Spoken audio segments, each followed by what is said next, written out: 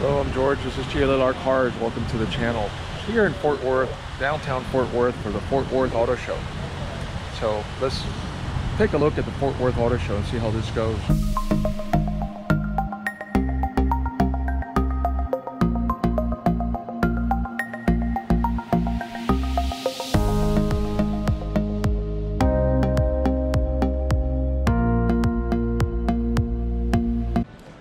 Here at the Fort Worth Auto Show, and it has a good selection of cars there because it is Fort Worth. A lot of it is trucks and a lot of it is SUVs, but they still have some of the brands like Honda, they have Subaru, they have Jaguar, they have Land Rover. So they still have a few other brands in addition to the popular models from Ford, Chevy, GMC, Chrysler, Dodge, etc. So we're going to take a look. Ford Mustang. This is the EcoBoost Premium. Oh, I stand corrected. This doesn't have any leather seats, so this is the EcoBoost Fastback. So this one has the normal cloth seats, and it doesn't have. It is interesting to see as this Mustang does not have. Just trying to move the chair back a little bit. The big display there, and this is one criticism I have from Ford. A base model should at the very least have a larger touchscreen than that one that Ford offers. But it is a very nicely priced car.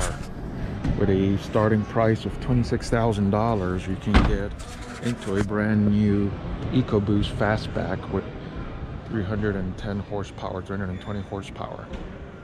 It's been upped up a little bit more because it's a turbocharged 4-cylinder, and it's a very nice, appealing car for the price, for the money. Now we have Shelby behind me, and these are the ones that are highly sought after because the Shelby Cobras are the top of the line as part of Ford Performance. And these cars, they recently released the GT500.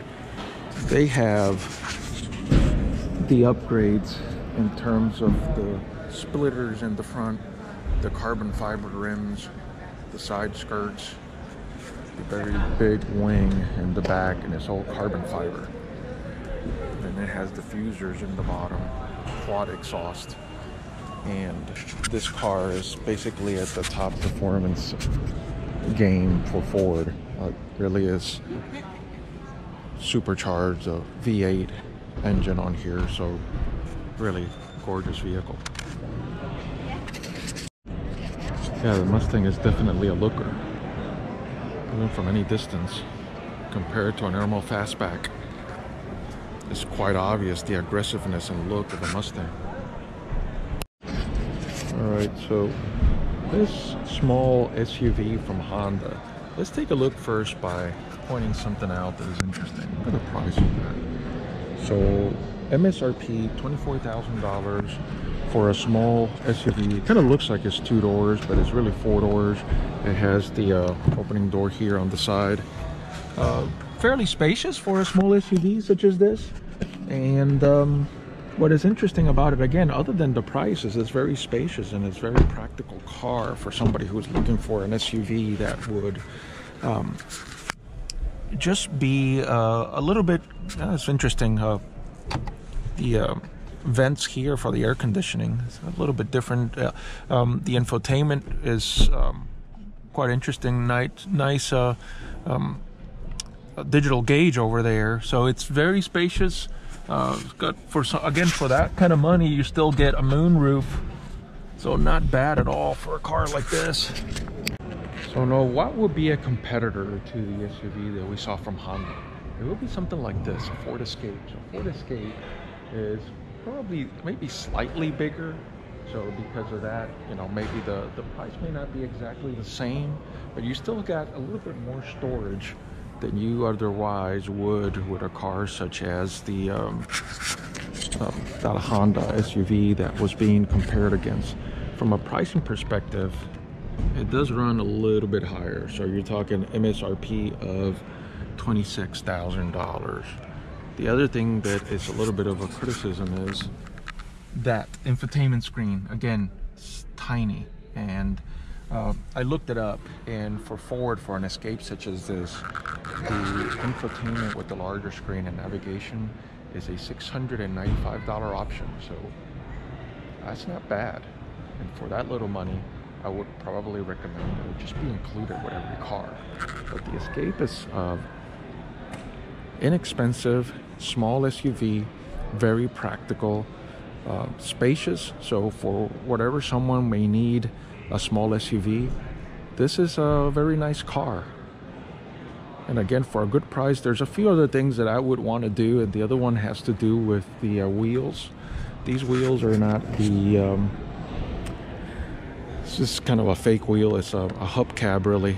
The real wheel is the steel wheel in the back. So that probably would be the other change, the other option that I would do for a car like this. All right, Ford Ranger is the compact, I guess they call it now, mid-size pickup truck. This is the XLT model, and MSRP of $36. Still believe that I guess I wish the vehicle price was a little bit better price for the size pickup truck than what it is, because it comes a little bit close in price to a Ford F-150, so it is almost what an F-150 would be. I would probably say that if you really do need the size, something that is compact and more fuel efficient, and for some folks being able to get into smaller parking spots, etc., this is the car. Otherwise, might as well just get an F-150. Let's take a look in the inside. This one has the electronics in, so we get a chance to see what the instrument cluster looks like, and what the I guess the center stack with the instrument, with the infotainment system and the gear shifter and some of the storage. It's not too bad. It does have a nice appearance, a car like this. And for someone who lives in an urban area and they don't have big parking spots and things like that, but they still need a truck, this would work out. This truck is not bad. Ford F-150 Lariat, this is the model I own. So let's take a quick look at the Ford F-150 Lariat interior. It is absolutely gorgeous. If you look at this, it's got the double stitching on the side and the stitching on the things just on the edge of it. So you see really triple stitching here. You got the ventilated and cool seats. You got giant storage space in the middle, and a very well laid out dash with a things that I like. It's got the low window here, so that the rear view mirror doesn't have to be mounted so high, so it is very low, and it's got very good visibility. Very practical and very useful. It's the reason why I own one of these trucks, and the Lariat edition is no exception. So here, one thing to point out about the Dodge Ram is the giant infotainment screen that it has. I think that Dodge nailed it by basically putting the screen that you can split into two or use the entire screen for any other controls that you want. In the aftermarket, there has been some folks who have been putting these Android systems that have giant screens like that. And Dodge says, why don't we just offer one straight out of the bat, where it's just supported by your warranty, provided by Dodge, and meant to work with your vehicle. Why not? Materials on the Jeep are, for the most part, soft rubber and some leather with leather stitching. And then this colored part is like a plastic. It's like a hard plastic, but it does have a nice look in it. Stitching on the seats.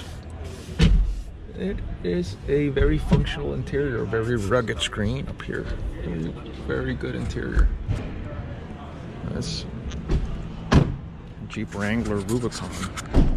It's a very rugged vehicle, and no wonder it's a very popular vehicle.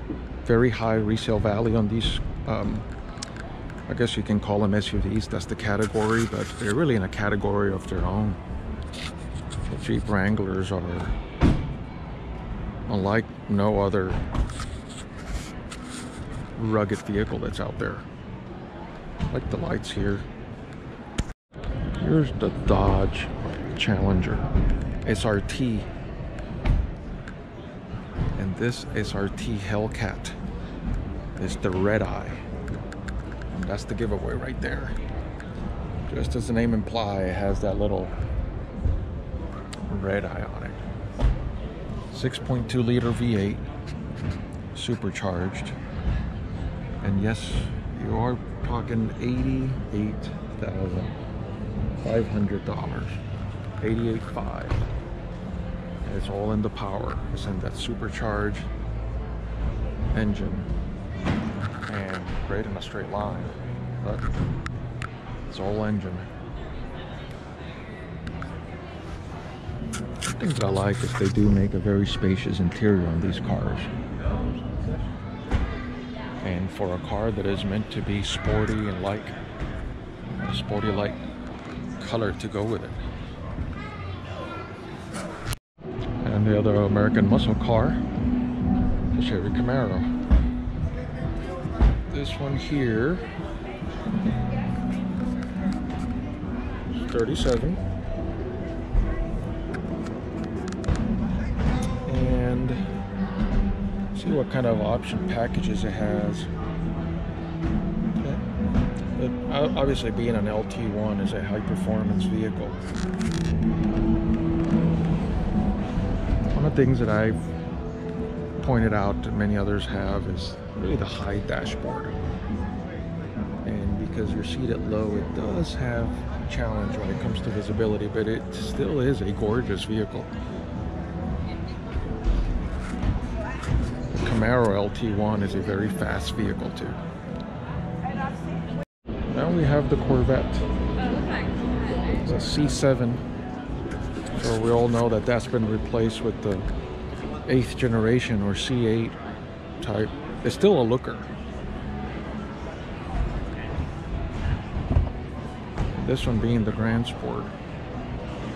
Usually it has those design lines there. That's one of the giveaways.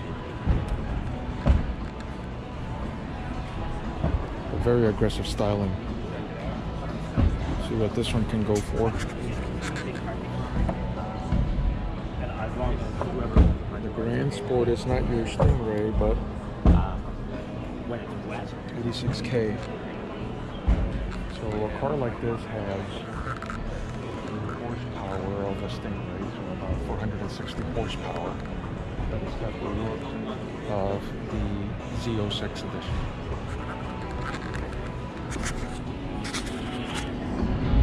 And there's the glorious V8 for it. The thing that I can say about the Jaguar Type R is the looks, very aggressive looks. In fact, it looks almost like a smaller version of an Aston Martin. It definitely is a gorgeous car. And it has the performance to match. Very smooth lines. Let's see what this one goes for. And there it is right there, if the camera can catch that. 109.2. The F-Type R.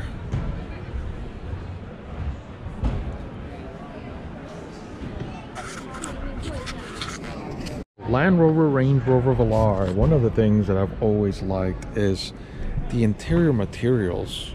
It's got suede-like interior along with leather, so it's got the stitching on the leather and certain suede materials. The other thing I like is the tech. Although it's not on in this vehicle, it is dual screens. Gets a little bit smudged like it shows there, but it is high-tech and very comfortable and very good use of materials. And oh, by the way, the outside, it's not too shabby. The look of the Land Rover, Range Rover Velar. It's a very nice looking vehicle. What's interesting here is, haven't you noticed that most of them are white? And it was just something to point out right there.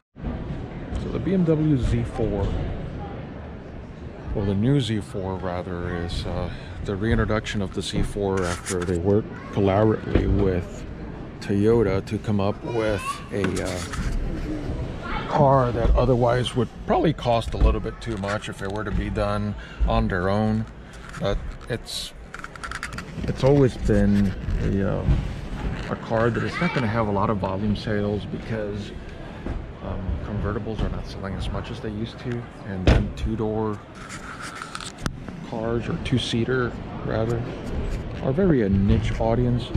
But it is a high-performance luxury car, very high-performing car, and it has the technology from BMW to back it.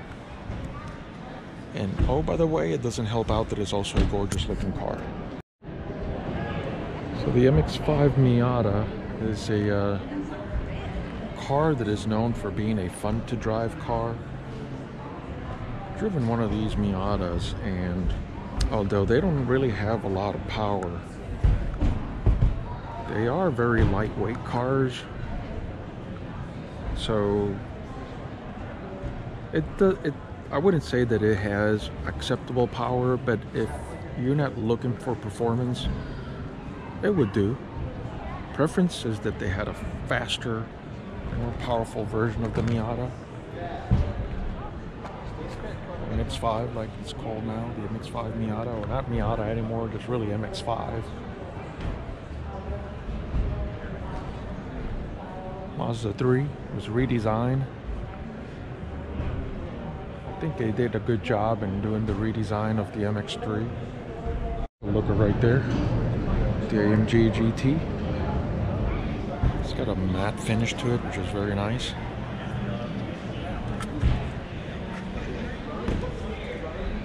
These bi-turbo V8s are usually in the neighborhood of 500 horsepower and up, depending on the version of the AMG GT. There's the GTS, there's the GTR, there's a GTR Pro now. And this one, of course, is the GTR. Got a giant diffusers there in the back. Mercedes CLS 450 is a twin-turbo 6-cylinder engine. So it's like a Grand Coupe style because the windows don't have frames on the top, but the interior is quite impressive with the dual digital screens, and then the little chrome lining around all the buttons and grills, and with the shape of the seats. This G550 is quite raised up. It's quite high. I do like the fact that it's been souped up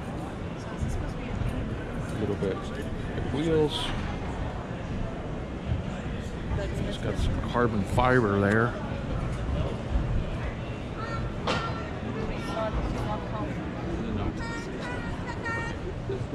A McLaren 600 LT, Bentley Continental GT. Oh, there's another Bentley, and then there's a Rolls.